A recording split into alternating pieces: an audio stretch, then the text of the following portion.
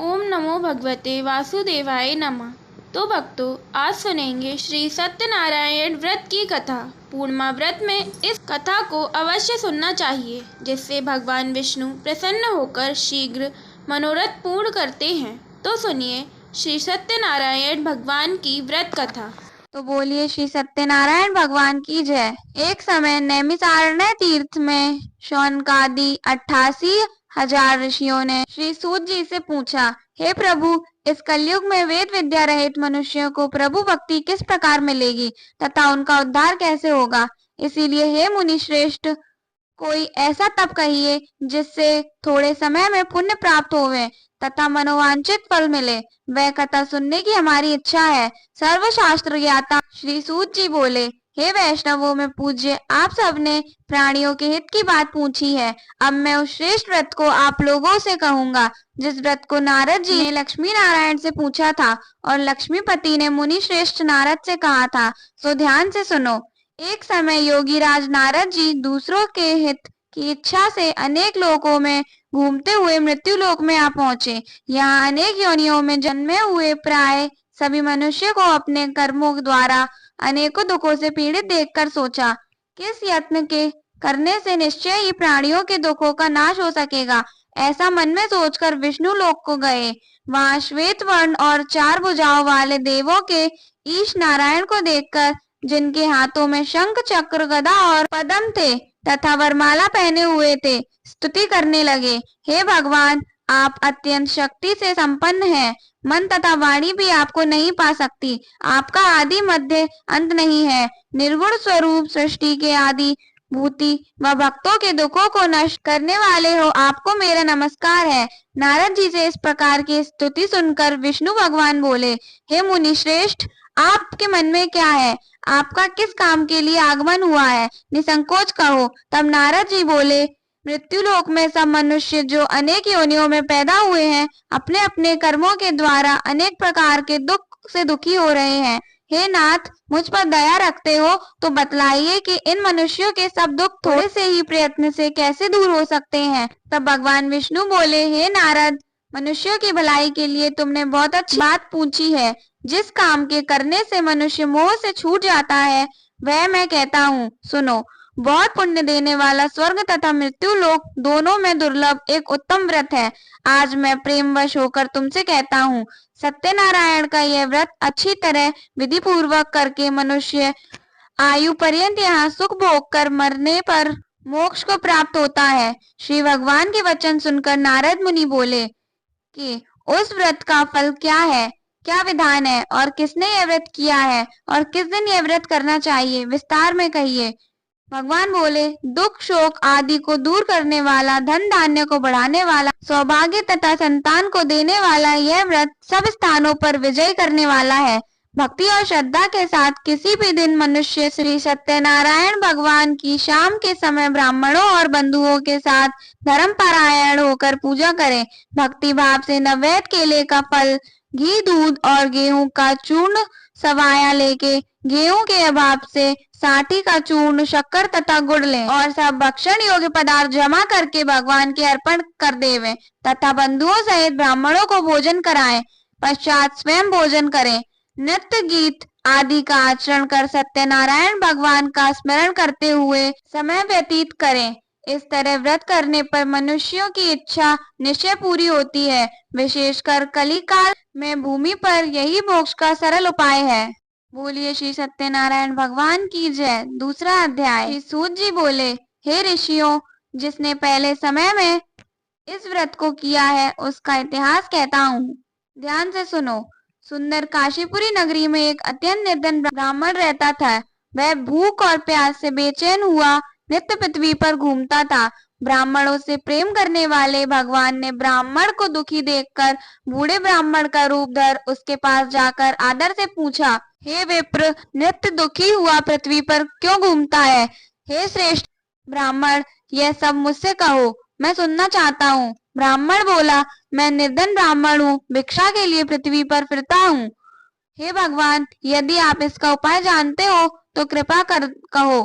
वृद्ध ब्राह्मण बोला कि सत्यनारायण भगवान मनवांछित फल देने वाले हैं, इसलिए हे ब्राह्मण, तू उनका पूजन कर, जिसके करने से मनुष्य सब दुखों से मुक्त होता है। ब्राह्मण को व्रत का सारा विधान बतलाकर बूढ़े ब्राह्मण का रूप धारण करने वाले श्री सत्यनारायण भगवान अंतर ध्यान हो गए। जिस व्रत को वृद्ध ब्राह्मण ने बतलाया है, मैं उसको करूंगा, यह निश्चय करने पर उसे रात में नींद भी नहीं आई। वह सवेरे उठ श्री सत्यनारायण के व्रत का निश्चय कर भिक्षा के लिए चला। उस दिन उसको भिक्षा में बहुत धन मिला, जिससे बंधु बांधवों के साथ उसने सत्यनारायण का व्रत किया। इसके करने से वह ब्राह्मण सब दुखों से छूटकर अनेक प्रकार की संपत्तियों से युक्त हुआ। उस समय से वह ब्राह्मण हर मास व्रत करने लगा। इस तरह सत्यनारायण भगवान के व्रत को जो करेगा, वह सब पापों से छूटकर मोक्ष को प्राप्त होगा। आगे जो पृथ्वी पर सत्यनारायण का व्रत करेगा, वह मनुष्य सब दुखों से छूट जाएगा। इस तरह नारद जी ने नारायण का कहा हुआ यह व्रत मैं तुमसे कहा। हे विप्रो, मैंने अब और क्या कहूँ? ऋषि बोले, हे मुनीश्वर, संसार में इस ब्राह्मण से सुनकर किस किसने इस व्रत को किया, हम सब यह सुनना चाहते हैं। इसके लिए हमारे मन में श्रद्धा है। सूत जी बोले, हे मुनियों, जिस जिसने इस व्रत को किया है, वह सब सुनो। एक समय एक ब्राह्मण धन और ऐश्वर्य के अनुसार बंधु बांधवों के साथ व्रत करने को तैयार हुआ।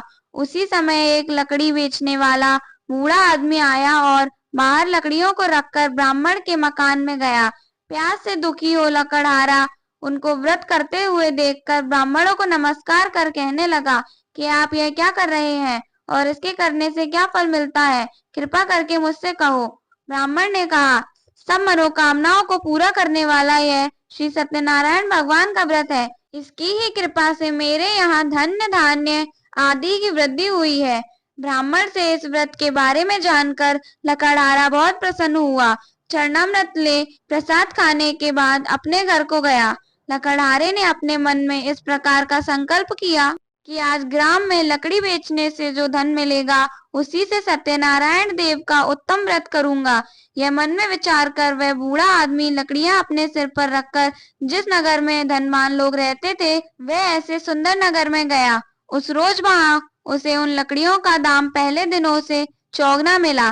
तब वह बूढ़ा लकड़हारा दाम ले और अति प्रसन्न हो पक्के केले की फली, शक्कर, घी, दूध, दही और गेहूं का चूर्ण इत्यादि श्री सत्यनारायण भगवान के व्रत की कुल सामग्रियों को लेकर अपने घर गया। फिर उसने अपने भाइयों को बुलाकर विधि के साथ भगवान जी का पूजन और व्रत किया। उस व्रत के प्रभाव से वह बूढ़ा लकड़हारा धन पुत्र आदि से युक्त हुआ और संसार में समस्त सुख भोगकर वैकुंठ को चला गया। बोलिए श्री सत्यनारायण भगवान की जय। तीसरा अध्याय। सूत जी बोले, हे श्रेष्ठ मुनियों, अब आगे की कथा कहता हूँ, सुनो। पहले समय में उल्कामुख नाम का एक बुद्धिमान राजा था। वह सत्यवक्ता और जितेंद्रिय था। प्रतिदिन देव स्नानों पर जाता तथा गरीबों को धन देकर उनके कष्ट दूर करता था। उसकी पत्नी कमल के समान मुख वाली और सती साध्वी थी।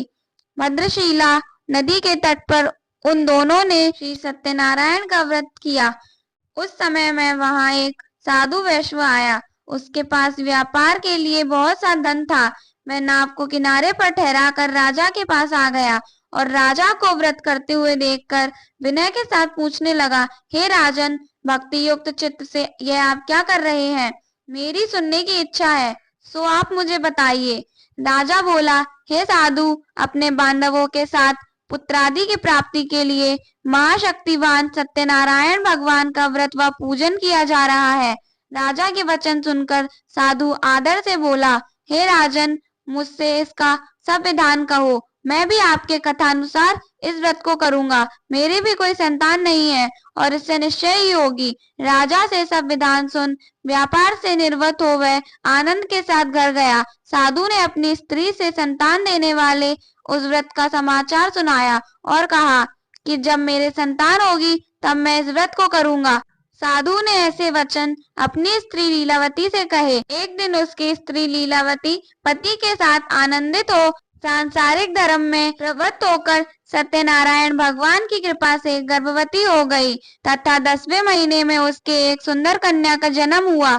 दिनों दिन वह इस तरह बढ़ने लगी जैसे शुक्ल पक्ष का चंद्रमा बढ़ता है। कन्या का नाम कलावती रखा गया। तब लीलावती ने मीठे शब्दों में अपने पति से कहा कि जो आपने संकल्प किया था कि भगवान का व्रत करूंगा, अब आप उसे करिए। साधु बोला, हे प्रिय, इसके विवाह पर करूंगा। इस प्रकार अपनी पत्नी को आश्वासन दे वह नगर को गया। कलावती पितृगृह में वृद्धि को प्राप्त हो गई। साधु ने जब नगर में सखियों के साथ अपनी पुत्री को देखा तो तुरंत दूत बुलाकर कहा कि पुत्री के वास्ते कोई सुयोग वर देख कर लाओ।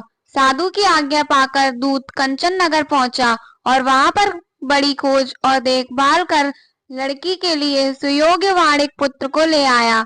उस सुयोग्य लड़के को देखकर साधु ने अपनी बंधु बांधवों सहित प्रसन्नचित्त अपनी पुत्री का विवाह उसके साथ कर दिया। किंतु दुर्भाग्य से विवाह के समय भी उस व्रत को करना भूल गया। तब श्री भगवान क्रोधित हो गए और श्राप दिया कि तुम्हें दारुण दुख प्राप्त होगा।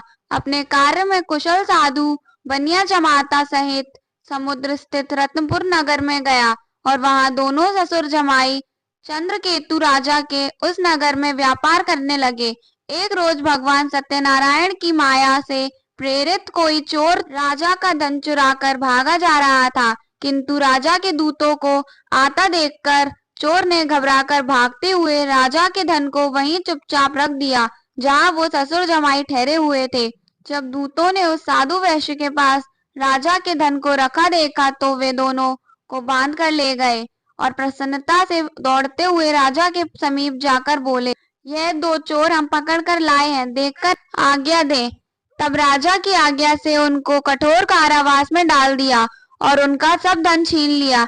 श्री सत्यनारायण भगवान के श्राप द्वारा उनकी पत्नी भी घर पर बहुत दुखी हुई और घर पर जो धन रखा था चोर चुरा कर ले गए। शारीरिक व मानसिक पीड़ा तथा भूख प्यास से अति दुखी हो अन्न की चिंता में कलावती एक ब्राह्मण के घर गई।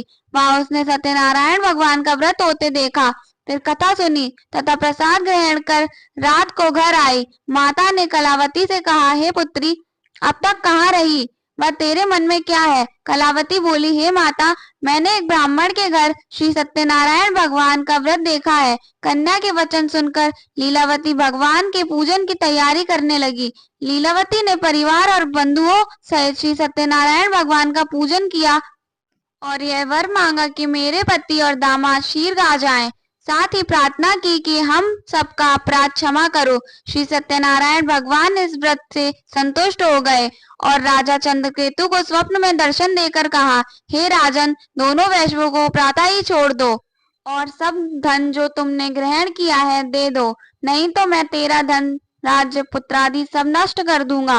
राजा से ऐसे वचन कहकर भगवान अंतर्ध्यान हो गए। प्रातः काल राजा चंद्रकेतु ने सभा में अपना स्वप्न सुनाया। फिर दोनों वाणिक पुत्रों को कैद से मुक्त कर सभा में बुलाया। दोनों ने आते ही राजा को नमस्कार किया। राजा मीठे वचनों से बोला, हे महानुभावों, भावी वर्ष ऐसा कठिन दुख प्राप्त हुआ है, अब तुम्हें कोई भय नहीं। ऐसा कहकर राजा ने उनकी नए नए वस्त्राभूषण पहनाए तथा उनका जितना धन लिया था उससे दुगना देकर आदर सहित विदा किया। दोनों वैश्य अपने घर को चले गए। बोलिए सत्यनारायण भगवान की जय। चौथा अध्याय। सूत जी बोले, वैश्य ने मंगलाचार करके यात्रा आरंभ की और अपने नगर को चला। उनके थोड़ी दूर निकलने पर दंडी वेशधारी सत्यनारायण भगवान ने उनसे पूछा, हे साधु, तेरी नाव में क्या है? अभिमानी वाणिक हंसता हुआ बोला, हे दंडी, आप क्यों पूछते हो? क्या धन लेने की इच्छा है? मेरी नाव में तो बेल और पत्ते भरे हैं। वैश्य का कठोर वचन सुनकर भगवान ने कहा, तुम्हारा वचन सत्य हो। दंडी ऐसा कहकर वहां से दूर चले गए और कुछ दूर जाकर समुद्र के किनारे बैठ गए। दंडी के जाने पर वैश्य ने नित्य क्रिया करने के बाद नाव को ऊंची उठी देखकर अचंभा किया और नाव में बेल पत्ते देखकर मूर्छित तो जमीन पर गिर पड़ा। फिर मूर्छा खुलने पर अत्यंत शोक प्रकट करने लगा। तब उसका दामाद बोला कि आप शोक ना करें, यह दंडी का श्राप है, अतः उनकी शरण में चलना चाहिए, तभी हमारी मनोकामना पूरी होगी। दामाद के वचन सुन वह दंडी के पास पहुंचा और अत्यंत भक्ति भाव से नमस्कार करके बोला, मैंने जो आपसे असत्य वचन कहे थे उनको क्षमा करो। ऐसा कहकर महान शोकातुर हो रोने लगा। तब दंडी भगवान बोले, हे वाणिक पुत्र, मेरी आज्ञा से बार बार तुम्हें दुख प्राप्त हुआ है, तू मेरी पूजा से विमुख हुआ। साधु बोला, हे भगवान, आपकी माया से मोहित ब्रह्म आदि भी आपके रूप को नहीं जानते, तब मैं अज्ञानी कैसे जान सकता हूँ। आप प्रसन्न होइए, मैं सामर्थ्य के अनुसार आपकी पूजा करूंगा। मेरी रक्षा करो और पहले के समान नौका में धन भर दो। उसके भक्ति युक्त वचन सुनकर भगवान प्रसन्न हो उसकी इच्छा अनुसार वर देकर अंतर्ध्यान हो गए। तब उन्होंने नाव पर आकर देखा कि नाव धन से परिपूर्ण है। फिर वह भगवान सत्यनारायण का पूजन कर साथियों सहित अपने नगर को चला। अब अपने नगर के निकट पहुंचा तब दूत को घर भेजा। दूत ने साधु के घर जा उसकी स्त्री को नमस्कार कर कहा कि साधु अपने दामाद सहित इस नगर के समीप आ गए हैं। ऐसा वचन सुन साधु की स्त्री ने बड़े हर्ष के साथ सत्यदेव का पूजन कर पुत्री से कहा, मैं अपने पति के दर्शन को जाती हूँ, तू कार्य पूर्ण कर शीघ्र आ। माता के ऐसे वचन सुनकर कलावती प्रसाद छोड़कर पति के पास गई। प्रसाद की अवज्ञा के कारण सत्यदेव ने रुष्ट हो उसके पति को नाव सहित पानी में डुबो दिया। कलावती अपने पति को न देखकर रोती हुई जमीन पर गिर गई। इस तरह नौका को डूबा हुआ तथा कन्या को रोता देख साधु दुखित हो बोला, हे प्रभु, मुझसे या मेरे परिवार से जो भूल हुई है उसे क्षमा करो। उसके दीन वचन सुनकर सत्यदेव प्रसन्न हो गए और आकाशवाणी हुई, हे साधु, तेरी कन्या मेरे प्रसाद को छोड़कर आई है, इसीलिए इसका पति अदृश्य हुआ है। यदि वह घर जाकर प्रसाद खाकर लौटे तो इसे पति अवश्य मिलेगा। ऐसी आकाशवाणी सुनकर कलावती ने घर पहुंचकर प्रसाद खाया, फिर आकर पति के दर्शन किए। तत्पश्चात साधु ने बंधु बांधवों सहित सत्यदेव का विधि पूर्वक पूजन किया। उस दिन से वह पूर्णिमा को सत्यनारायण का पूजन करने लगा। फिर इस लोक का सुख भोग कर अंत में स्वर्गलोक को गया। बोलिए श्री सत्यनारायण भगवान की जय। 5वां अध्याय। सूत जी बोले, हे ऋषियों, मैं और भी कथा कहता हूँ, सुनो। प्रजा पालन में तुंगध्वज नाम का एक राजा था। उसने भी भगवान का प्रसाद त्याग कर बहुत दुख पाया। एक समय वन में जाकर वन्य पशुओं को मारकर बड़ के पेड़ के नीचे आया। वहां उसने ग्वालों को भक्ति भाव से बांधवों सहित सत्यनारायण जी का पूजन करते देखा। राजा देखकर भी अभिमानवश वहां नहीं गया और ना ही नमस्कार ही किया। जब ग्वालों ने भगवान का प्रसाद उसके सामने रखा तो वह प्रसाद को त्याग कर अपनी सुंदर नगरी को चला। वहीं उसने अपना सब कुछ नष्ट पाया तो वह जान गया कि यह सब भगवान ने किया है। तब वह विश्वास कर ग्वालों के समीप गया और विधि पूर्वक पूजन कर प्रसाद खाया तो सत्यदेव भगवान की कृपा से पहले जैसा था वैसा ही हो गया। फिर दीर्घ काल तक सुख भोग कर मरने पर स्वर्गलोक को गया। जो मनुष्य इस परम दुर्लभ व्रत को करेगा, भगवान की कृपा से उसे धन धान्य की प्राप्ति होगी। निर्धन धनी और बंदी बंधन से मुक्त होकर निर्भय हो जाता है। संतानहीनों को संतान प्राप्ति होती है तथा सब मनोरथ पूर्ण होकर अंत में वैकुंठ धाम को जाता है। जिन्होंने पहले इस व्रत को किया, अब उनके दूसरे जन्म की कथा कहता हूँ। वृद्ध शतानंद ब्राह्मण ने सुदामा का जन्म लेकर मोक्ष को पाया। उल्कामुख नाम का राजा दशरथ होकर वैकुंठ को प्राप्त हुआ।